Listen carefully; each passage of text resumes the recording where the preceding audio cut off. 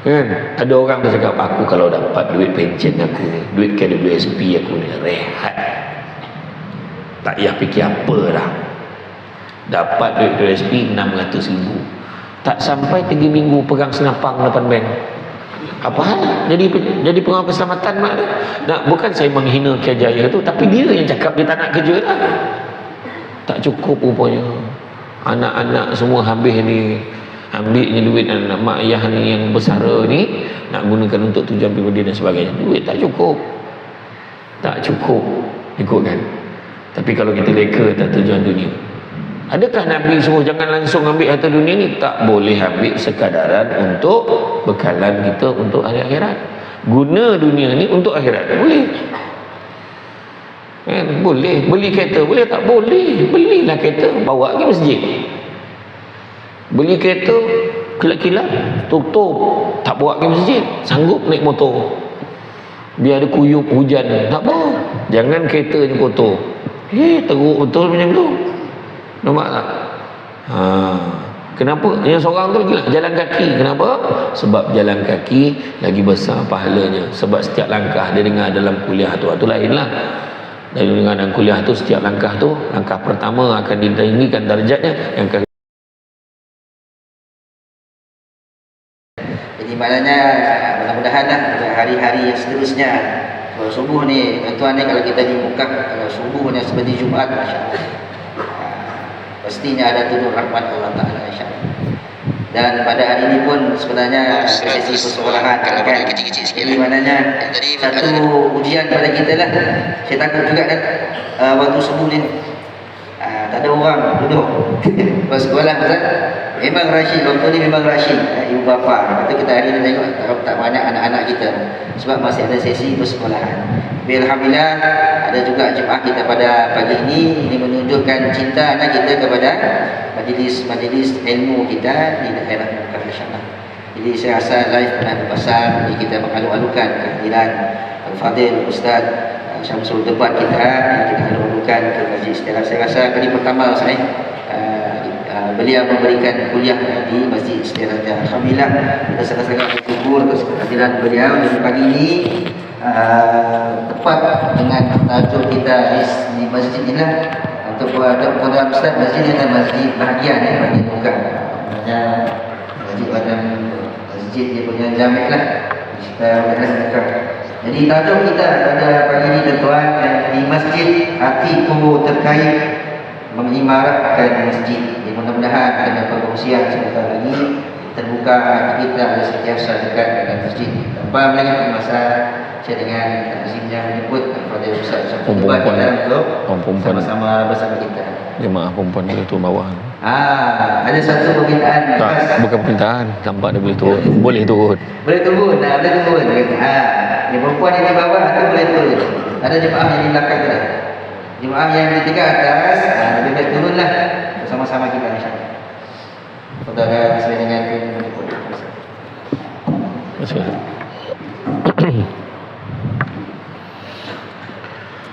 A'udzubillahi minasyaitonirrajim. Bismillahirrahmanirrahim. Assalamualaikum warahmatullahi wabarakatuh.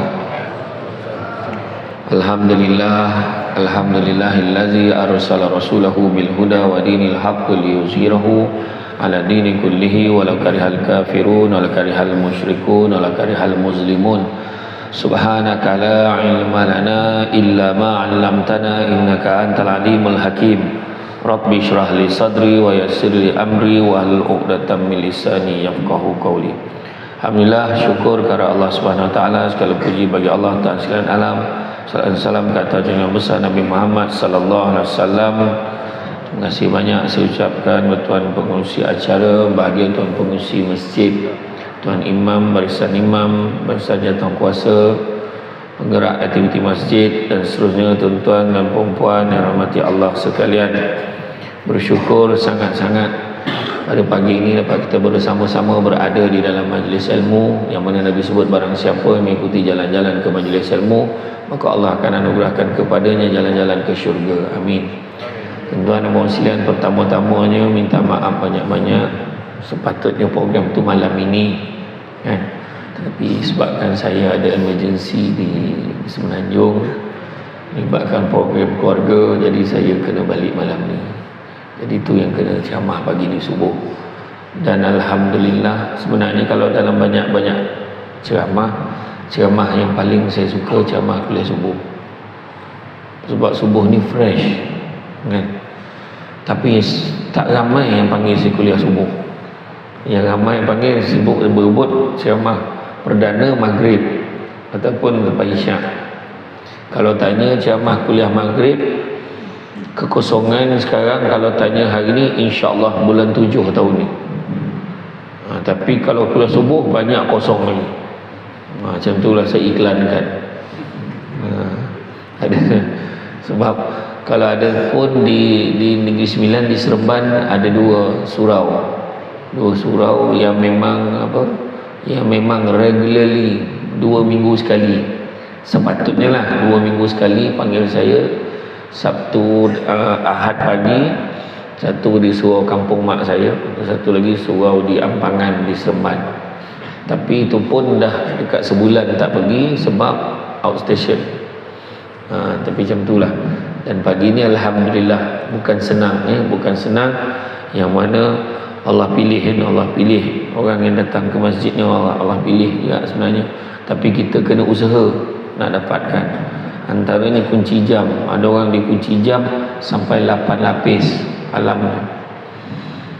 Pukul 3 bunyi, pukul 3 suku bunyi, 3.30 bunyi, pukul 4 bunyi, 4.30 bunyi kan. Habis yang ke-8 dia masih lagi belum bangun. Ada yang macam tu kan. Kalau kita tengok hari ni tajuknya adalah hatiku terkait mana, cinta hatiku terkait mana, masjid hatiku terkait, mengimarahkan masjid kan. Jadi sebenarnya dulu pun sebenarnya Allah Ta'ala pernah sebut kan? Allah Ta'ala beritahu kepada semua. Allah Ta'ala sebut di dalam Al-Quran. Allah Ta'ala beritahu, adakah dalam surah Taubah ayat 19 juga, adakah kamu sifatkan hanya perbuatan memberi minum kepada orang yang mengerjakan haji dan perbuatan memakmurkan Masjidil Haram itu sama seperti orang yang beriman kepada Allah dan hari akhirat serta berjihad di jalan Allah? Mereka yang bersifat demikian tidak sama di sisi Allah, dan Allah tidak memberikan hidayah petunjuk kepada kaum yang zalim. Nak beritahu sebenarnya dulu-dulu lagi dah ramai orang pergi masjid, tapi mengimarahkan ni salah satu perbuatan yang Allah Ta'ala bagi pada kita saja, orang Islam kan. Sebab orang kafir dulu dia rasa dia buat kerja penting, tolong orang. Sebab ibadah haji ni ibadah yang besar kan, bukan senang. Kita sekarang baru tahu, dulu orang ada peluang boleh pergi tapi ramai yang tak nak pergi. Tapi bila yang dah berdapat peluang pergi pula, kan, susah pula nak pergi. Tapi dalam keadaan susah nak pergi, tetap ramai yang pergi. Dan tak pernah punya ajaib dan hebatnya kan? Hebatnya tanah suci tu, Haramain ni, belum pernah lagi orang pergi Mekah, orang pergi Madinah, pergi beribadah haji umrah, belum pernah lagi bila balik je ke tanah air cakap aku tak nak pergi dah, cukuplah, azab betul pergi sana. Tak ada. Kebanyakannya, sampaikanlah aku ke sini lagi ya Allah, sampaikanlah aku ke sini lagi ya Allah. Dan macam itulah. Dan kita tak dapat nak pergi Masjidil Haram hari-hari kan. Tapi itulah dia. Kalau kita tengok kan, pelik tak pelik waktu PKP dulu, waktu PKP di Masjidil Haram kan, Masjidil Haram lengang tak ada orang. Kemudian ialah sebab PKP tahulah, tapi lepas tu dibuka pada orang tempatan, orang luar yang tak boleh pergi. Tapi tetap tak ramai. Kenapa? Nak tunjukkan orang Arab pun tak pergi. Makna yang nak meramaikan masjid tu siapa? Manusia ni, makhluk Allah ni, muslimin muslimat seluruh dunia yang datang pergi. Sekarang siapa yang baru daftar hari ni nak pergi haji, kalau baru daftar hari ni, yang muda-muda ni baru daftar, insya-Allah kalau tak ada apa-apa aral melintang boleh pergi pada tahun 2148. 3 kali mati hidup tak boleh pergi lagi kan. Itu kalau ikut perkiraan kita daftar je, masukkan duit dalam tabung haji RM1,700, RM1,200 kan, RM1,200, RM1,300 macam tu. Bank in aja tetap masuk sistem trap 2148 Wih, bila tu kata. 3 kali mati hidup. Boleh pergi dah? Boleh pergi, mati balik. 3 kali. Tapi itu perancangan manusia. Tapi masih boleh buat rayuan. Ada orang tu dah dapat sampai turn dia, tetapi tak boleh pergi sebab faktor-faktor kesihatan. BMI tak lepas, gemuk sangat. Orang Malaysia paling ramai tak lepas sebab gemuk, makan banyak, kan? Dabai tu sepiring, kan? Makan nasi ayam, kan? Makan nasi, macam-macam nasi makan. Kat Malaysia ni mati bukan sebabnya tak makan, sebab terlebih makan. Darah tinggi, kencing manis, kan? Semua ada kat situ. Jadi macam-macam pula halangannya. Tapi tak apalah, tak boleh pergi haji, pergilah umrah tuan-tuan dan puan-puan sekalian. Masjid hatiku terkait mengimarahkan masjid, kan? Datang masjid, tak ada siapa yang datang masjid hatinya kusut masai, tak ada. Tak ada yang hati kusut, aduh nak balik lah, alah tak apalah duduk sini. Tak ada. Yang kusut datang masjid ni syaitanir rajim je. Kalau dia datang tak sabar nak balik, tu ada harapan dia kawan-kawan dengan syaitanir rajim. Jadi biasanya datang tenang. Yang paling tenang sepanjang ceramah ni dia pejam mata. Jangan, saya tak kata tidur tau, saya kata pejam mata. Sebab orang tu kalau dia dengar ceramah saya, dia tengok pada mula sampai habis, itu biasa. Yang luar biasa sikit, dia sekejap tengok, sekejap lelap. Maknanya di sambil-sambil hebat dia, sambil dengar ceramah dia berzikir. Yang paling hebat sepanjang ceramah saya dia berzikir. Dia jaga bila wabillahi taufik. Maknanya hebat, istiqamah ada zikir sepanjang sambil dengan ceramah dia zikir, sangka baik. Jadi maksud masjidnya adalah rumah Allah. Hatiku, hati kita terkait, terbabit mengimarahkan masjid, menghidupkan masjid. Teringat macam mana Nabi pesan dulu. Nabi beritahu apa? Nabi beritahu pada sahabat, sesungguhnya dalam satu hadis riwayat Tirmizi, dia kata apa? Teringat pesan Nabi beritahu tentang bagaimana pada satu hari nanti, Nabi kata akan tiba masanya bangsa-bangsa seluruh dunia akan mengerumuni umat Islam seolah-olah ingin menjamah hidangan. Maka sahabat tanya, kenapa demikian? Adakah umat Islam tak ramai pada ketika itu? Nabi jawab, bahkan umat Islam semakin besar bilangannya, tetapi tak ubah ibarat buih-buih di lautan. Buih di lautan ni maknanya kena angin pun pecah, tak kena angin pun pecah, usik pecah, tak usik pun kadang pecah. Malahan dicabutkan perasaan takut di kalangan musuh-musuh Islam. Kerana pada ketika itu Nabi kata umat Islam dilanda satu penyakit, nama penyakit itu adalah penyakit wahan. Maka sahabat tanya, penyakit wahan itu apa? Penyakit wahan itu adalah cinta dunia dan takut mati. Cinta dunia dan takut mati. Cinta dunia ni ada 3. Terlampau sayangkan pasangan, sayangkan girlfriend, boyfriend lagi teruk, sayangkan pasangan. Dulu rajin datang masjid, kahwin langsung tak datang. Umurnya tak adalah muda sangat, bukannya umur belia, tapi dia umur beliau. Umur beliau umurnya dah 60 tahun, dah lama hidup menduda. Isterinya meninggal dunia, kahwin dengan orang muda umur 28 tahun, cantik lagi, macam model persis Luna Maya Karim.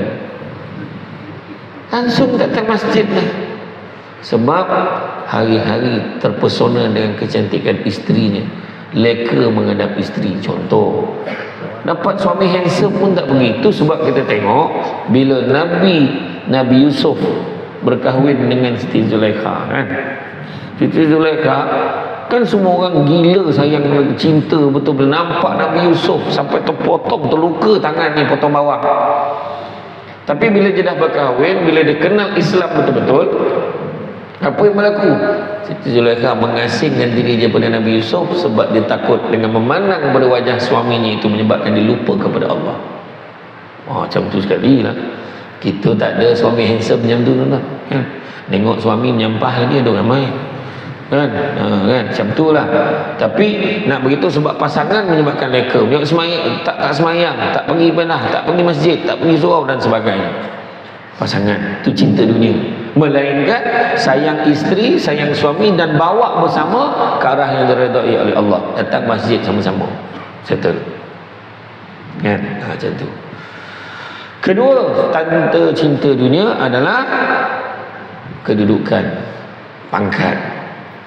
Sebab kan dulu okey, ada jawatan, bukannya jawatan tinggi sangat pun, ketua lorong, kiranya ketua kaum dengan pengulu Temanggung apa semua tu, wali kota tu semua tinggi lagi. Ni ketua lorong, tak datang lagi, sibuk sangat kata, menyusun aktiviti lorong.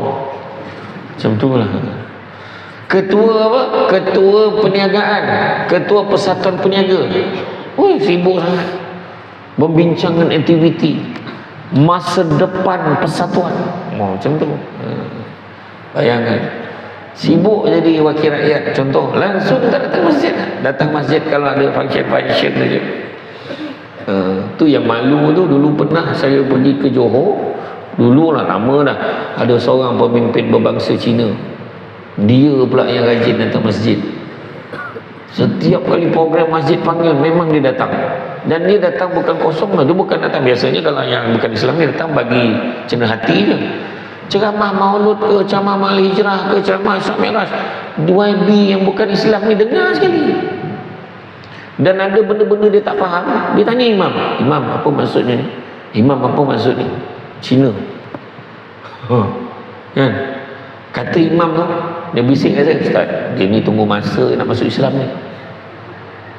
Dia sumbang banyak, dia bagi macam-macam sumbangan pada masjid, pasang solar panel, semua dia sponsor. Pernah sekali tu ceramah meraihkan bakal-bakal haji, dia berucap sebelum saya ceramah, dia kata, kepada semua bakal-bakal haji didoakan semoga membawa pulang haji yang mabuk. Apa pula mabuk pula? Dia tengah belajar, dia sebut, saya kata bukan mabuk ni, mabrur. Surah tukar, tak tukar, memang macam tu, saya kata. Macam tu. Jadi maknanya dia pun datang, kita pun kadang-kadang ada sebab datang. Kadang-kadang orang dah lama tak datang masjid, tiba-tiba datang, maknanya apa? Nak ke duit. Itu satu hal. Jadi jangan sebabkan jawatan. Kadang sebab jawatan, sibuk sangat. Orang yang sibuk sangat dengan dunia, dia akan menyesal. Dia akan menyesali. Kenapalah pada dulu aku tak pergi masjid. Dan begitu juga yang ketiga, tanda orang gila dunia adalah harta dunia. Leka pula dengan motosikal, leka dengan kereta, leka dengan duit. Kira duit tak habis. Kira tak pernah betul. Kira lagi. Heran nak kita tengok. Patutlah Nabi sebut, anak-anak Adam kalau diberikan 2 lembah emas, dia akan minta lembah yang ketiga. Tak pernah cukup. Gila, lembah. Bukannya suatu pekan, lembah tu besar mana? 2 lembah, bukan 1 lembah. 1 lembah pun banyak dah. Kita cakap, kalau aku lah. Jangan. Kita belum dapat, kita tak cakap. Memanglah kita cakap macam tu. Sebab apa? Belum dapat. Ada orang tu cakap, aku kalau dapat duit pension aku ni, duit KWSP aku ni, rehat, tak payah fikir apa dah. Dapat duit KWSP 600,000, tak sampai 3 minggu pegang senapang depan bank. Apa hal? Jadi pengawal keselamatan mak dia. Bukan saya menghina Kiajaya tu, tapi dia yang cakap dia tak nak kerja dah. Tak cukup rupanya. Anak-anak semua habis ni, ambilnya duit anak mak ayah ni yang bersara ni, nak gunakan untuk tujuan pribadi dan sebagainya. Duit tak cukup. Tak cukup ikut kan.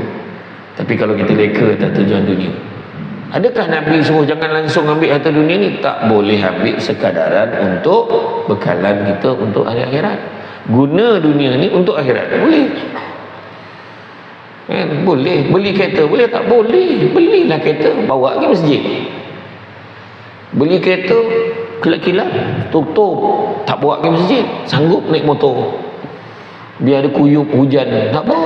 Jangan kereta je kotor. Teruk betul macam tu. Nampak tak? Kenapa? Yang seorang tu lagi jalan kaki. Kenapa? Sebab jalan kaki lagi besar pahalanya. Sebab setiap langkah dia dengar dalam kuliah tu lainlah. Dan dengan kuliah tu setiap langkah tu, langkah pertama akan ditinggikan darjatnya, yang kedua diampunkan dosa-dosanya, dan begitulah seterusnya. Jadi dia berjalan daripada dalat sampai ke muka. Macam tu. Maknanya dia kena berjalan pagi tadi pukul 2 dah gerak lah. Kan macam tu. Tak tahulah sempat sampai ke tidak kan. Jadi ketiga-tiga ni halangan dia. Ketiga-tiga ni adalah tanda cinta dunia. Dan nak settlekan ni macam mana? Nak settle tu dengan ibadah. Dan nak ibadah ni pula ada dua halangan. Pertama hawa nafsu, yang keduanya tak yakin. Hawa nafsu nak pergi masjid, hawa nafsu kacau. Yalah, hawa nafsu tadi yang menyebabkan kita cinta dunia. Hawa nafsu tadi kena kejar jawatan. Hawa nafsu tadi sebab pasangan. Nak keluar masjid ada je halangan. Nak keluar masjid, drama pukul berapa? Drama pula, nantilah tengok drama dulu. Semayang kat rumah ajalah, nafsu. Baru nak keluar rumah, isteri yang cantik tadi, abang dah janjikan nak makan sama. Abang ni abang janji macam mana? Yelah, besok je lagi masjid. Tak pergi dah masjid lagi tu. Nampak. Anak-anak, itu lagi lah, seorang ayah kalah dengan anak. Ayah kata nak pergi pasar malam. Di sini panggil pasar malam juga ke? Pasar malam juga lah. Nak pergi pasar malam, nak pergi beli macam-macam. Yelah, besok je lah bagi masjid. Habis. Dia kena jihad. Lawan mana ni? Abang nak pergi mana? Pergi masjid. Abang kata nak makan sama. Alah, abang pergi masjid tak lama pun. Kalau abang tengok ada imam yang muda tu, abang biarkan. Kalau nampak imam sabar tu ke depan, abang akan suruh dia berhenti, biar abang yang jadi imam. Cepat habis. Imam sabar ni, dia sabar betul. Sabar. Imam sabar ni, dia nak semayang pun start tu, saya dapatkan sah. Allahu Akbar. Bismillahirrahmanirrahim. A'udzu birabbin nas, malikin nas, ilahin nas. Start semayang ini. A'udzu billahi minasyaitonir rajim. Allahu Akbar. Masa tu sabar. Tu sebab bukan dia je sabar, jemaah pun kena sabar. Bismillahirrahmanirrahim. Tu kena sabar. Jadi kalau tarawih tu memang imam ni popular. Orang perempuan kat belakang tabir, kalau dengar dia, kalau ada tabir kan, orang perempuan kat belakang, Bismillahirrahmanirrahim. Habislah kita. Dia cakap orang perempuan macam tu dah, dia tak nampak. Kalau imam macam imam kita tadi, steady, Allahu Akbar. Dia macam tu dah. Okey kan. Macam tu lah dia kata, kalau imam sabar kan, abang ke depan, dia risau. Lepas tu kita makan sama-sama. Yelah. Anak-anak pula, abang kata nak pergi pasar malam sama-sama, pergi masjid pula. Kau jangan risau, balik nanti kita pergi. Pasar malam tu takkan tutup selagi abah kau tak sampai. Macam tu ayat dia abah. Dia kena kuat lah sikit. Macam tu. Kuat sebenarnya boleh pun. Boleh. Nampak tak? Dan yang keduanya, tak yakin. Kenapa tak yakin? Sebab tak ada ilmu. Macam mana kita yakin? Macam mana kita yakin? Kita beli, kita bayar secara online tu, kita bayar secara online. Kita transfer, masuk duit, bayar bil, maka bil akan terbayar. Macam mana yakin? Kita tak ada tumpu siapa pun, kita main tarik aja. Hati tu boleh yakin. Kita transfer, selesai bayar bil. Yakin ni, sebab dalam tu ada tulis successful. Kita yakin. Macam mana yakin? Sebab kita dah belajar tentang teknologi. Tapi orang tua-tua, orang-orang lama kalau tak tahu, ya ke? Betul ke dah bayar ni? Tanya banyak kali. Apa bukti dah bayar? Ni resit dia ada. Ya ke? Bukan boleh buat-buat ke benda ni? Dia akan tanya banyak. Tapi bila dah beberapa kali dia buat dan dia belajar ni, dia yakin. Macam tu jugalah nak yakin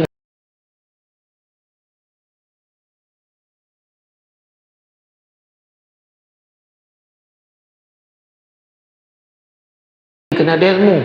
Nak dapat ilmu salah satunya datang majlis ilmu. Jangan pilih penceramah. Kan? Samsul debat ke, samsul debit, samsul debuk, debab semua datang. Untuk makluman semua, guru takmir yang mengajar di masjid ini ilmu ni jauh lebih tinggi dan lebih mendalam daripada Syamsul Debat. Datang, jangan tak datang. Datang ramai-ramai. Kita tahu dah sembahyang jemaah berapa kali ganda pahalanya daripada sembahyang seorang. Bukannya berapa pahala tahu, berapa kali ganda daripada sembahyang sendirian. Berapa kali ganda? Berapa kali ganda? Berapa kali ganda? Berapa kali ganda? 27. Semua jawab dengan jelas. Tak ada yang fikir sekejap-sekejap nak ingat sekejap, tak ada. Semua orang tahu dah 27. Tapi kenapa tak ramai? Antara sebabnya tak yakin. Sebab pahala tak nampak. Pahalanya bukannya boleh dilihat dengan 27 tu macam mana keadaan 27 tu. Bukannya ada meter, ada serap 27, tak ada. Bukannya kalau contohnya tiba-tiba katalah kita ubah sikit, ni contoh atau bukan, saya kata dalam Quran dalam hadis tak ada sebut ni contoh. Katalah Nabi beritahu, setiap kali kamu semayang berjemaah maka kamu akan dapat RM27 ikut nilaian tempat kamu tinggal. Semayang, Assalamualaikum warahmatullahi, Assalamualaikum warahmatullahi, tinggal pakai RM27. Alhamdulillah, RM27 satu waktu tak payah kerja. 27 kali 5, bayangkan berapa satu hari. Oh dahsyat. Masa tu orang perempuan dia berbincang sama dia, kau dah berapa lama dah semayang sini? Baru 2 minggu. Banyak dia duit kau, kata kan. Aku baru tahu hari ni, tak guna punya jiran. Dia marah jiran ni sebab jiran pergi masjid tak bagi tahu pahalanya banyak tu, banyak ganjarannya. Sedangkan dalam ceramah hari-hari selalu penceramah tekan dengan 27 kali ganda, 27 kali ganda. Itu orang perempuan, dia bincang berapa duit dia dapat dalam satu hari. Tetapi orang lelaki dia takkan bincang soal yang remeh-temeh seperti itu. Orang lelaki akan bincang soal dasar. Soal dasar yang dipertahankan. Agak-agak kau lah, kalau kita jadi makmum dapat RM27, kau agak imam dapat berapa? Tu dia bincang. Dia tahannya kata imam kat luar. Baik, imam cakap, imam dapat berapa? Imam ni mengendah diri. Alhamdulillah, syukur. Cakap imam. Imam kena telus. Ni contoh je tau. Pun tak ada ni. Ni contoh je. Imam pun cakap, kalau lupa-lupa tu kadang-kadang kurang lah. Dia tengok khusyuk, kalau lebih sikit, kurang lupa banyak lah sikit dapat. Tapi teruk-teruk pun imam tak lari lah RM40. RM40. Malam tu bertumbuk nak jadi imam. Semua orang nak jadi imam sebab RM40. Sedangkan yang Allah bagi lagi besar daripada nilai duit. 27 kali ganda daripada sembahyang sendirian. Nampak tak? Allah lebih suka kalau kita solat berjamaah di masjid berbanding kita bersolat di rumah dan kemudian lepas solat kita baring dan tidur. Allah lebih suka. Banyak pahala tuan-tuan sembahyang di masjid. Sembahyang masjid datang waktu maghrib. Lepas maghrib tu kita terus duduk dekat tempat kita solat, kita dengar kuliah. Kita tak beranjak pada tempat kita solat, kita tunggu sampai waktu isyak, kita akan dapat pahala seolah-olah kita masih lagi bersolat. Nabi beritahu ni macam-macam. Malahan Nabi kata kalaulah orang tahulah kelebihan sembahyang atmah ni, iaitu sembahyang subuh dan sembahyang jemaah subuh dan juga sembahyang isyak, maka dia akan datang juga walaupun dalam keadaan merangkak, kata Nabi. Cuma kita Allah tak tunjukkan benda tu, nak kita yakin sendiri. Itu sebab Nabi sampai satu tahap Nabi kata, kalau ikutkan hati aku, nak saja aku bakar rumah orang yang tak pergi sembahyang jemaah. Cuma Nabi tak buat dia. Kalau Nabi buat jadi sunnah. Kan dah tak ada kerja lain pula, imam pergi bakar rumah orang. Satu rumah dia bakar, dah lambat dah tak bakar, tak pergi bakar. Dah imam tak lambat sampai masjid, rumah imam tak kena bakar. Contoh lah kan. Tak, tapi maknanya Nabi bagi penekanan, semua pergilah selagi boleh, datang. Ingat tak arwah Allah yarham Haji Azmil Mustafa Ali Setan, kenal Ali Setan? Pelakon tu. dia dulu masa dia ceramah di Terengganu, orang cakap penceramah perdana malam ini, penceramahnya Ali Setan. Jadi orang yang ke masjid tu cakap, minta maaf lah Haji terpaksa letak nama tu, sebab kalau letak ni kan ni nak bagi ramai yang datang. Tahu Haji Azmil Mustafa kata apa, arwah ni kata apa, nak buat macam mana, panggil penceramah orang tak datang, panggil setan ramai datang. Dia cakap dia sindir macam tu lah. Tapi nak bagi tahu, Haji Azmil Mustafa ni mendapat hidayahnya bukan di Mekah, bukan di Madinah. Dia pernah sekali dia datang festival filem di Hollywood. Dia dah janji dengan kawan dia nak datang hari Rabu, jangan macam tu lah hari Rabu, tapi dia terdatang sehari awal lagi Selasa. Jadi kawannya tak ada di rumah, jadi dia tak tahu nak duduk mana. Driver taksi orang Islam berbangsa orang Pakistan, dia kata tak ada tempat duduk, tak apa, mari saya bawa pergi masjid dekat US. Satu masjid yang dia pergi ni, dia duduk dalam masjid. Masa tu lah baru dia sedar, dia tak tahu nak baca Quran. Dia tak tahu, dia baca Fatihah pun selama ni pakai tulisan Rumi. Maka apa yang dia buat, masa tu dia dapat hidayah dalam hatinya. Balik ke Malaysia, dia keluarkan, habiskan semua duit yang dia ada. Hampir 2 juta duit simpanan dia habiskan untuk belajar semula di Yaman, belajar agama, mendalami agama. Dan dia hafal hampir seluruh Al-Quran, dia hafal masa tu. Dan dia balik ke Malaysia, dia mengajar.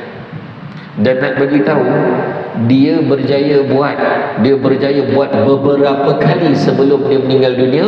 Dia sempat buat sembahyang berjemaah 40 waktu berturut-turut tanpa putus beberapa kali sepanjang hayat dia. Cuba buat teman. Kena nak buat.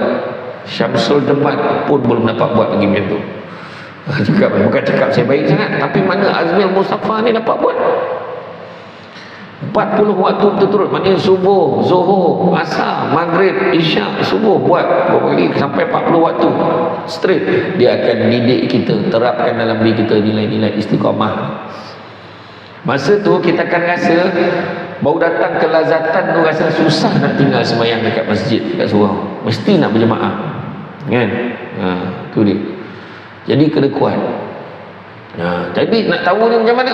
Nak tahu ni kena datang majlis ilmu, datanglah dengar kuliah. Ada seorang hamba Allah di Seremban, pakcik ni umurnya dah 70 tahun, 65 ke 70 tahun, naik motosikal buruk tu, motosikal buruk, tapi anak dia dah bagi motosikal baru. Dalam motosikal tu ada air botol mineral ni, ada satu buku dengan pen. Daripada pagi dia akan keluar naik motor pergi majlis ilmu, daripada kuliah subuh, kuliah duha, kuliah zuhur, asar, maghrib, isyak. Dia akan cari satu malam lepas isyak baru balik rumah naik motor lagi. Tak pakai helmet pun, pakai serban, polis pun kenal dia dah. Bayangkan. Dia cerita tu, macam mana orang ni boleh buat macam ni? Sebab yakinnya dalam hati Allah Ta'ala akan bagi. Itu kelebihan istighfar. Macam mana kita tahu bagaimana istighfar? Sebab ilmu kan. Ketinggalan macam mana ketika zaman Imam Ahmad bin Hanbal kan, tengok kan macam mana dia nak pergi nak tidur dekat masjid, dihalau oleh orang ni. Kena halau, tak boleh semuanya tidur kat masjid. Habis nak tidur kat mana? Tiba-tiba datang seorang pembuat roti, dia kata tak apalah, tidur kat rumah aku je. Lepas tidur kat rumah tu, tengah tu dia terdengar bunyi astagfirullah, sambil uli roti, astagfirullah, astagfirullah, astagfirullah, astagfirullah, astagfirullah. Dia kata, rajin kau istighfar. Kenapa kau rajin sangat istighfar? Ahmad bin Hanbal tanya. Aku ni yakin kalau kita beristighfar, banyak ke istighfar, Nabi beritahu kita akan dapat rezeki pada jalan tak sangka, dan yakin yang banyak doa yang diminta akan dimakbul oleh Allah melalui istighfar. Ya ke? Apa lagi doa kau yang belum dimakbulkan? Itulah aku istighfar ni. Salah satunya aku nak sangat bertemu dengan Imam Ahmad bin Hanbal. Baru tahu itulah dia orang ni. Sekatlah. Nabi janji siapa yang rajin istighfar akan diberikan 3. Pertama, dilapangkan daripada segala kesempitan, dijauhkan daripada segala bala dan musibah, didatangkan rezeki daripada jalan yang tidak disangka-sangka. Nabi dah sebut. Tapi nak tahu tu macam mana? Majlis ilmu. Dengar. Kan? Macam tu. Dan orang yang mendapat naungan pada hari kiamat, nampak tak? Orang yang dapat naungan hari kiamat ni ada 7 golongan yang dapat naungan pada kiamat, yang dia tak ada naungan selainnya. Yang pertama, pemimpin yang adil. Yang kedua, orang muda yang menyibukkan dirinya beribadah. Allah suka orang kaya bersedekah, tapi Allah lebih suka orang miskin yang bersedekah, sebab dia lagi susah, dia kaya tapi boleh sedekah lagi. Allah suka orang tua yang beribadah di masjid, beribadah, tapi Allah lebih suka orang muda beribadah, sebab bukan senang orang muda nak beribadah. Ini bukan senang muda-muda ni datang masjid pagi subuh, bukan senang. Yang biasanya datang bukannya remaja, yang namanya remaja lewat. Kan, yang usia emas itu biasa tengok. Itu pun janganlah cakap malu lah ustaz dah tua-tua sampai. Tak, jangan malu, sebab yang tak datang lagi ramai. Itu sebab syukurlah Allah tunjukkan jalan. Saya pernah pergi kelab dandut dulu, bukan sebab berjoget. Sebelum cakap baik aku betulkan dulu. Dulu saya bekerja jadi pengarah undang-undang dan penguasaan. Saya pergi terlibat dengan operasi dengan pejabat agama, SPRM, AADK, pergi seru kelab dandut. Kelab dandut bukan orang muda datang, orang tua-tua. Ya Allah, bunyi itu punya bini tak boleh bercakap ni. Orang tua tu boleh berjoget, yang seorang tu tak apa air minumnya, dia peluk je speaker tu. Bayangkan, dah lah duduk tempat tak elok, perangai pun tak elok. Nampak tak? Itu saya cakap tadi, kalau datang kat masjid, dah tutup masjid, betul dah tempatnya tu. Nampak tak? Jangan kita rasa malu lah ustaz, dah tua-tua baru datang masjid. Jangan malu, yang tak datang lagi ramai. Allah pilih, cuma kita minta doa, ya Allah kau berikanlah aku kekuatan untuk terus istiqamah berada di masjid. Macam tu. Pemimpin yang adil, orang muda beribadah, menyibukkan diri beribadah pada Allah. Ketiga, orang yang hatinya terpaut pada masjid. Keempat, orang yang diajak, orang yang berkasih sayang, bercinta, bertemu kerana Allah, berpisah kerana Allah. Kelima, orang yang diajak berzina oleh perempuan cantik dan kaya, tapi ditolaknya kerana takut kepada Allah. Bukan makna perempuan buruk dan miskin boleh. Kalau dah kaya dan lawa pun ditolak, yang buruk lagi tak selera. Macam tu, faham ya? Yang keenam, tangan kanan memberikan sedekah tanpa pengetahuan tangan kirinya, maknanya merahsiakan sumbangannya. Oh, kalau macam tu yang tunjuk-tunjuk tu semua tak elok lah. Bukan, memberi secara terbuka. Contoh kita dapat ada ustaz-ustaz Big Liu lah, siapa semua bagi sumbangan terbuka. Oh, ini semua konten ni, ini semua nak tunjuk-tunjuk ni. Tak baik, jangan cakap. Kita tak tahu dalam hati orang. Sebab dalam Quran pun beritahu, kalau kamu memberi sumbangan secara terbuka dengan niat supaya orang lain mencontohinya, maka ia baik buat kamu. Tapi kalau kamu beri secara sembunyi, ia lebih baik buat kamu. So, semua ada justifikasi masing-masing. Yang tu je lah sangka baik ini, ya, jangan sangka buruk. Kemudian yang ketujuh, duduk bersendirian, basah pipinya dengan air mata kerana mengenang dosanya kepada Allah. Yang kita nak ambil ni, dia ada 7 ni, tak apa, yang lagi 6 dalam ceramah yang lain kita nak ambil tu. Hatinya terpaut pada masjid, seronok datang masjid. Masjid macam ni punya cantik, masjid macam ni punya selesa. Jejak kaki je tahu dah selesa masjid tu. Sujud terbenam muka, kapet tebal, apa lagi nak? Kan? Teringat cerita masa PKP tu kan, masa PKP kan semua tak boleh pergi masjid. Masa tu semua orang dalam Facebook, rindunya rumah Allah, bila lagi aku dapat ke sana ya Allah. Macam tu kan, konten aja. Selama ni tak pergi pun. Lepas tu dibuka sekejap, buka sekejap, Nak sembahyang Jumaat kena apply online. Kalau lulus dapat pergi. Lulus kata Syekh, alhamdulillah, akhirnya hari ni dapat ku kembali ke masjid. Tak pergi tuan. Masuk aja. Sebab aja ke masjid begitu. Berapa ramai yang lulus, hampir separuh tak datang. Dia cakap apa? Ada orang macam tu.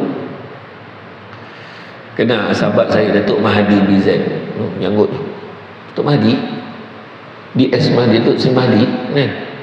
Waktu PKP tu, sebab kata oleh masjid tak begitu, dia tu rajin ke masjid, memang tak pernah. Biasa dia akan sembahyang Jumaat di masjid, dia boleh mohon dekat masjid nak jadi Bilal. Punyalah nak pergi masjid, dia minta jadi Bilal. Masa tu lulus, tapi mak dia tak bagi. Jangan mengandung wadah, duduk rumah. Mak dia makan. Dia duduk rumah, sembahyang kat masjid. Dia sembahyang kat rumah. Macam tu sekali. Kan? Apakah ciri-ciri yang hati orang tu tergantung pada masjid, terkait dengan masjid, nak memahkan masjid ni? Pertama, lelaki ni menyebabkan hatinya terasa besarnya pahala dia solat di masjid. Macam bila kita semayang kan, bila kita semayang macam tadilah, semayang subuh, kita pun steady. Pada orang yang tak pernah semayang subuh dekat sini, tiba-tiba terkejut, apa salat subuh ni 3 rakaat pula hari ni. 3 rakaat imam ni, weh, mazhab apa dia pakai, dia kata, contohlah kan. Makna orang tak ada ilmu, tak pernah pula pergi masjid. Sedangkan tadi bukan 3 rakaat, cuma rakaat pertama tu terus sujud. Sebab ni namanya yang dibaca tadi surah As-Sajadah, sujud sejadah tadi. Lepas tu dia sujud, orang tu duduk, salat semua berdiri ni, berdiri lah dia balik. Dia tak tahu. Itu dia kata tadi. Tapi yang bagusnya apa? Yang bagusnya hari ni kita dapat surah Sajadah, walaupun kita hanya dengar je. Yang seorang tu pula terbuai-buai macam ni dah. Tuh, nak terjatuh dah tadi. Kan? Imam baca mendayu-dayu pula tadi. Tu sebab kita kena hafal surah paling bagus. Hafal surah, kita dapat baca sekali dengan imam, dapat dengar bacaan imam. Yang duduk belakang imam suspend. Ini buat dia lupa, ni mati aku dah tu. Macam mana pula aku nak tolong ni? Aku pun tak faham surah apa dia baca. Baca lah Inna Atoina je. Inna Atoina ni jarang orang lupa. Inna tak ada, jarang orang lupa kan? Baru tahu. Dan yang bagusnya imam baca panjang, kita dapat sekali sebagai jemaah. Nampak tak? Lepas tu kunut nazilah pula. Berapa ramai sini tak tahu tu. Amin, amin, amin, amin. Nampak kelebihan sembahyang jemaah. Okey. Dan biasanya pula kelebihan sembahyang jemaah, datang pula lepas tu ada ceramah perdana macam ni, pagi ni pula semua perdana. Jangan risau, biasanya jamuan pun lumayan. Tersabar bapaknya. Saya dapat firasat pagi ni Laksa Sarawak. Macam tu. Dah ready belum?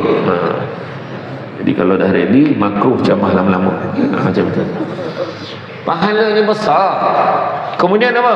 Menunggu solat, setelah solat, menunggu antara waktu maghrib dan isyak yang berada dalam majlis ilmu pun pahala lagi. Kemudian mengingati solat berjemaah walaupun dalam keadaan sibuk, tetap sebab hati terpaut pada masjid. Pergi rumah anak di Semenanjung, tetap tanya, masjid jauh tak daripada sini?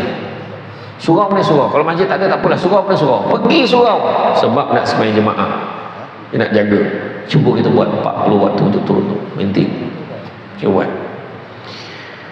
Cara mengimanahkan masjid, solat berjemaah, pahala berlipat kali ganda. Lagi apa lagi kelebihannya? Mengeratkan tali persaudaraan, silaturahim datang. Hari ni datang, orang bukan dapat bersalam dengan Samsul Debat pun jadilah, dia kata silaturahim. Datang sini lagi ya Ustaz, insyaAllah saya rajin datang. Saya pernah datang yang lepas, sempat saya dibawa minum di Starbucks yang dekat tepi apa tu, Starbucks tepi pasar tu. Dia kata inilah Starbucks Mekah Ustaz. Okey lah tu, dia tak payah, tak mahal sangat kan. Macam-macam dihidangnya. Kemudian mengeratkan tali persaudaraan, sebab dah lama tak jumpa, dekat sini dapat jumpa. Kemudian begitu juga solat berjemaah, keluarga bahagia, bawa semua. Tak semestinya sembahyang di rumah. Selain daripada sembahyang rumah, bawa keluarga sembahyang berjemaah di masjid selalu. Lazimkan datang masjid sebab kita nampak macam biasa. Nampak macam biasa. Tapi satu hari nanti kita dah ada dalam kubur. Anak kita cakap dengan isteri dia, yang besok pagi kita sembahyang subuh berjemaah dekat masjid nak. Abang ni tiba-tiba je teringat arwah ni dulu masa hidup dia selalu bawa abang pergi masjid. Mengalir tak pahala? Mengalir pahala untuk ayah dia. Tapi kalau anak nak cakap, hari Jumaat ni kita karaoke nak, kenapa pula? Arwah dulu tak pernah tinggal karaoke hari Jumaat, matilah. Banyak lagi benda lain boleh tinggalkan, yang karaoke pula kau tinggalkan untuk keluarga. Jangan ya? Kemudian mewujudkan bilik bagi musafir. Contoh kadang-kadang ada masjid dia wujudkan. Sekarang masjid dah macam-macam fungsi. Masjid dah ada bilik mesyuarat kan, boleh. Jadi bila orang mesyuarat dekat masjid, tertib ni lain. Dia tak berani cakap yang kau bukan, tak berani dia bergaduh baling-baling kursi, tak ada kan, tak ada. Baik, ada bilik musafir sekarang ni. Dia buatkan bilik musafir ni bilik apa? Bilik-bilik macam ada orang datang daripada jauh, siap. Macam saya pergi ceramah di satu masjid di Kedah, di Alustar tu, kemudian disiapkan bilik tu rupanya macam hotel. Memang ada 20 ke 30 bilik, 2 tingkat. Hui, seram tu kan. Sebab saya seorang je kat situ. Sebab dia bukan hari-hari ada, mana ada tetamu baru dia bagi duduk dalam. Tapi makna cantik, macam hotel betul. Maintenance semua jaga pihak masjid ya. Kemudian mengadakan pelbagai aktiviti nak menarik minat masyarakat. Contohnya, ada setengah masjid dia buat gelanggang. Ada satu tu surau Jumaat saya tengok di Perak, di tempat adik saya. Siap ada gelanggang takraw 2 gelanggang. Meja pingpong ada 4 meja. Jadi petang-petang penuh anak muda datang ke surau ni. Tapi bila dia datang, apa yang berlaku? Nak pergi ke bilik air, dia fikir jaga bilik air ni sebab dia hari-hari pakai. Jadi maknanya kena jaga tertib. Dipesanlah masuk pekarangan surau tutup aurat, walaupun bersukan tutup aurat. Nampaklah, badan pun sihat, cergas, muda tua bercampur. Banyak. Kadang-kadang masjid dengan surau pula jadi tempat fitnah. Toiletnya kotor, bukan di sini lah, tempat lain kotor. Sampai JK masjid dah tulis sila jaga kebersihan tandas ni. Dia tak faham. Terpaksa JK masjid letak pantun, sindir sikit. Ada kucing, ada tikus, sudah kencing harap jirus. Terpaksa letak pantunnya. Kau tidak tak faham bahasa, cakap direct tak faham. Mesti dia jaga kebersihan tandas ni, dia tak faham. Kena sindir macam tu, barulah dia jaga kebersihan. Sekarang ni dah ada dewan kahwin, bilik nikah, ada bilik untuk majlis perkahwinan, siap dengan meja jamuan, siap dengan pelamin. Jadi tak payah keluar belanja banyak, tak payah nak hias-hias sangat, dah ada. Betul sekarang masjid macam-macam fungsi. Ada di masjid di Petaling Jaya tu siap ada pusat apa? Pusat dialisis. Dah ada dah. Ada masjid ni pula ada pusat khidmat kaunseling. Jadi siapa nak masuk dalam bilik tu jumpa kaunselor, ada masalah rumah tangga, ada masalah ni. Saya pun baru semalam ada seorang perempuan telefon. Dia kata saya dapat nombor ni daripada Jabatan Agama Islam Selangor. Kenapa? Dia kata, itulah saya ada masalah suami isteri lah Ustaz. Saya pernah kahwin dengan dia, lepas tu baru ni saya kahwin lagi, tapi dia mendesak saya. Habis kau kahwin lagi dengan dia, kenapa? Saya kata, itulah adalah nanti saya nak cerita Ustaz, kena jumpa juga. Bayar pun tak apa, dia kata. Dia bukan isu bayar, cerita je lah. Tak boleh, bahaya cerita dalam telefon ni, dia kata. Saya kata buat appointment dengan PA saya, datang pejabat, saya kata macam tu. Betul lah. Tapi ini senang, tak payah nak cari-cari lah. Dekat masjid tu dah ada macam tu kan? Macam-macam sebenarnya yang sekarang ni masjid boleh buat kan? Tentang khairat kematian apa semua tu tak biasa lah kan, memang ada. Kemudian menjalankan aktiviti ekonomi untuk meningkatkan dana masjid. Ada masjid yang buat koperasi, masjid buat, dan dia jual barang tu dengan barang dengan harga yang sangat murah berbanding di luar kan. Dia dapatkan bekalan. Macam saya bila ceramah di Pondok Mualim di Slim River Perak, dekat sana, dekat pondok ni dia letakkan macam satu mat, barang-barang minyak, tepung semua memang murah banding di luar. Dia carilah supplier yang sanggup hantar kan, dan dibantu ekonomi orang Islam juga. Kemudian ada sewa aset masjid kan, pertanian, koperasi masjid tu bukan koperasi saja, orang boleh melambung dalamnya. Contoh Kesan mengimarahkan masjid, pergi ke masjid daripada usia muda. Firman Allah SWT surah At-Taubah ayat ke-18 yang bermaksud hanya yang layak memakmurkan masjid Allah itulah orang yang beriman pada Allah dan hari akhirat, mendirikan sembahyang, menunaikan zakat dan tidak takut melainkan kepada Allah, makalah diharapkan mereka menjadi dari golongan yang mendapat petunjuk. Daripada muda kena datang, menambah iman dan takwa dan juga menyatu padukan umat Islam. Bila kita datang, kita pun rasa terpaut, kita rasa nak jaga jemaah kita semua. Kenapa orang muda susah nak ke masjid? Kan tadi kan ramai orang lama, ramai yang berusia emas, warga emas yang datang. Kenapa orang muda susah nak datang? Berbanding golongan emas, orang muda yang ke surau dan ke masjid agak ketinggalan jumlahnya, baik di bandar maupun luar bandar. Golongan muda seolah-olah teraba-raba mencari formula dan mencari masa di rumah Allah. Kesannya ahli jawatankuasa didominasi oleh golongan emas. Tajuk ceramah pun mesra golongan emas. Contohnya bukannya tajuk-tajuk ni. Itu sebab dia kalau kuliah subuh ni, kadang-kadang pernah saya punya sesi tu, saya panggil ada seorang anak murid saya, anak murid debat saya, dia kebetulan dia eksekutif halal. So dia bawa slide projektor semua, tunjukkan tentang pemakanan halal. Masa tu orang muda pun datang ramai. Lepas tu banyaklah soalan orang tanya. Macam ni rupanya dia dah banyak dia telan dah, rupanya tak halal, baru tahu. Yang macam ni boleh makan, yang ni tak boleh makan. Marshmallow tu ada yang daripada memang lemak bab 1, lemak bab 1. Babi lah kalau tak faham. Kan? Tapi ada juga yang marshmallow yang tak dihasilkan daripada lemak bab 1, daripada lemak binatang lain, tapi dia kurang sedap, dia tak kenyal sangat, macam kosong aja. Memang pun babi memang sedap. Kalau ikut ranking daging yang paling sedap dalam dunia ni menurut kajian, nombor 1 daging manusia. Itu sebab ada golongan yang cannibal tu, dia boleh makan daging orang. Sedap, janganlah cuba pula. Ni contoh ni beritahu tak boleh makan. Yang kedua daging bab 1 memang sedap. Tu sebab dia orang makan tu macam ya Allah, teruk betul makannya. Yang ketiga barulah daging-daging lain. Masalahnya nombor 1 nombor 2 tu tak boleh makan melainkan darurat. Contoh PKP, tak boleh keluar rumah, nak keluar pun tak pergi pasar pun tak boleh. Contoh teruk betul dah kali ni Covid ni, contohlah. Lalu seekor babi tangkap bawa masuk. Boleh tak makan? Boleh, darurat boleh makan, tapi sekadar untuk hidup, bukan beria-ria. Bang, hidup ni masa kicap. Peha ni kita buat goreng garing.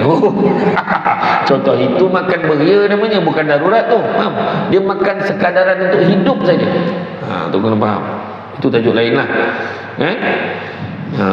Kita tidak boleh menyalahkan golongan emas, tapi sebenarnya orang yang berusia emas pun, orang-orang lama mengharapkan orang muda sama-sama meramaikan masjid.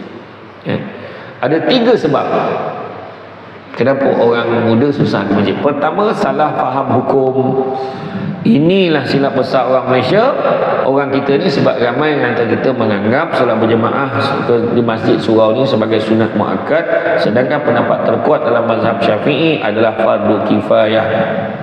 Betapa besarnya pahala sunat berjemaah, besar pahala solat berjemaah ini di masjid dan di surau ini, bahkan kita perlu takut terjatuh dalam daerah haram kerana mengabaikan solat berjemaah. Kedua, tidak membuat keputusan untuk pergi ke masjid. Nak melazimi masjid, dia kena sebut aku mesti setiap pagi pergi masjid, kena sebut. Kalau dia tak sebut, dia tak jadi keutamaan dalam hidup dia. Kena sebut aku nak pergi masjid. Kang Zuhur ni pagi tu dah sebut, Kang Zuhur pun nak sampai masjid dekat sini lah, dia mesti sebut. Macam tu kan. Dalam sehari aku mesti pergi masjid kurang-kurang 3 kali. Contoh dia dah sebut dah dalam hati, maka baru dia ada. Dia kan ada setting orang muda ni kan. Ketika dalam pemusafiran, keluar dari hotel, cari masjid yang terdekat. Malahan ada satu hamba Allah ni pernah sebut, pening kepala aku ni kalau dah lama tak solat jemaah, sakit kepala ni. Ada orang macam tu. Dan begitu juga yang ketiga, orang muda ni kebanyakan dia sibuk bekerja. Kalau hadir pun tak sempat imam habis baca doa dah angkat kaki. Kan? Anak muda ni ada yang keluar pagi pukul 6 pagi, balik pukul 9 malam. Ada yang balik 7 malam tapi sambung dengan part time job. Tapi buatlah time management. Sibuk macam mana pun buatlah time management. Sibuk sangat bekerja. Biasalah orang muda dengan sihat mencari duit, orang tua dengan duit mencari sihat. Kan? Jadi berusahalah melazimi masjid. Nabi Muhammad SAW bersabda, jika kamu lihat seorang lelaki berulang alik ke masjid, maka saksikanlah bahawa dia adalah seorang yang beriman. Salat adalah benteng yang paling ampuh untuk kita menahan diri dari maksiat. Sebab apa? 4 segi kesempurnaan ibadah. Pertama dengan ilmu, mesti nak ibadah dengan ilmu. Kedua, mesti ikhlas. Ketiga, ada perubahan pada tindak tanduk dan perangai. Dan yang keempat, dimulakan dengan niat. Itu yang ketiga tadi. Mesti ada perubahan tindak tanduk dan perangai. Datang masjid mesti jadi baik. Kalau datang masjid perangai masih lagi tak baik, ada masalah dengan ibadah dia. Macam tu. Ya? Jadi kehidupan selepas ini, kita selepas hidup di dunia ini, perjalanan kita sangat kompleks. Kita akan melalui beberapa fasa sebelum benar-benar tiba sama di syurga dan neraka, itu penghujungnya. Tapi sebelum sampai di sana, kita akan sampai di beberapa stesen yang sangat menakutkan. Pertamanya kubur, keduanya mahsyar, yang ketiganya pada hisab. Ya, dia akan timbang neraca ibadah kita macam mana, pahala kita macam mana. Dan pelbagai fasa peringkat ini perlu dilalui oleh setiap insan, yang mana namun begitu dengan rahmatnya kita didedahkan, datang majlis ilmu didedahkan dengan pelbagai tips untuk mendapatkan keistimewaan dan keringanan tertentu, di mana lokasi dan keadaan akan dihadapi di sana kelak. Nak tahu keadaan kubur macam mana nak elok dalam kubur, macam mana nak okey kat pada mahsyar, macam mana nak okey dapat masuk syurga, semua dah diajar. Datanglah ke masjid. Kan? Dan pastinya lakukan amalan sekian di dunia dengan ikhlas dan tepat di atas petunjuk, maka kita akan diringankan, dibantu, dilindungi ketika melalui fasa-fasa perjalanan itu tadi. Pastinya mukmin yang cerdas, otaknya okey, bukan otaknya pening, bukannya 9, tahu 9. Maksud 9 ni tak cukup 1, 10, short, gila. Orang yang cerdas, Nabi kata, manusia yang paling cerdik adalah orang yang sedar dia akan mati dan bersedia dengan kematiannya. Jadi kalau kita cerdas, dah tahu kelebihan sembahyang jemaah berapa kali ganda, dah tahu dah keadaan kubur macam mana, dah tahu dah nanti mahsyar macam mana, sudah tentulah kita akan buat amalan supaya menyelamatkan kita daripada masalah-masalah di tempat itu tadi. Dan antara tips yang hebat ditawarkan adalah perlindungan ketika di mahsyar itu sendiri, tatkala jarak kita dan matahari hanyalah sejengkal. Pada ketika itulah tadi kita dah tahu tadi 7 keadaan, termasuklah orang yang hatinya terpaut pada masjid. Nampak? Dah tahu dah. So hati ni kena letak terpaut pada masjid. Kan? Dan begitu juga kita tahu dalam salah satu tadi contoh, ada salah satu senarai tadi yang kata mendapat perlindungan daripada mahsyar, kan? Dia kata warajulun qalbuhu mu'allaqun bil masajid. Hati orang, seseorang hatinya sentiasa terpaut pada masjid-masjid, tak kisah nama masjid, terpaut hatinya. Semudah itu, hanya dengan hati terpaut pada masjid dijanjikan nikmat yang hebat yang bakal diceburui ramai di padang mahsyar itu nanti. Senangnya dia, macam mana dia macam tu? Dulu hati dia paut pada masjid, engkau pula hati kau terpaut pada pusat refleksologi. Mana nak dapat? Memang teruk lah, kan? Jadi bagaimana hati akan terbaut dengan dakwaan kosong di bibir tanpa sebarang usaha bersegera menyahut seruannya dari corong pembesar suara yang saban waktu menyebut hayya 'alas solah. Setiap hari hayya 'alas solah.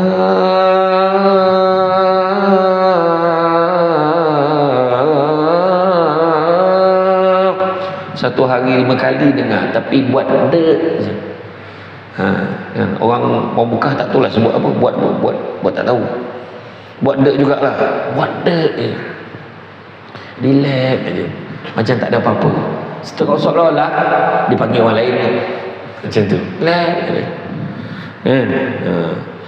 Kemudian hayya 'alal falah, segera mengejar kejayaan, menuju kejayaan. Semayang tak nak, kejayaan pun tak nak, lepas tu pening kepala, banyak masalah. kan? Jadi janganlah kita memandang remeh urusan ini, janganlah kita pandang enteng tawaran tersebut yang datangnya bukan daripada Bilal, bukan daripada masjid, datangnya tawaran itu daripada Allah Subhanahu Wa Taala. Maka bersegeralah kita ke masjid, tuan-tuan dan puan sekalian. Masjid hatiku terkait mengimarahkan masjid. Jadi saya faham signal itu. Cara memandang tepat tak berkedip bermakna saya tidak boleh meneruskan ceramah saya.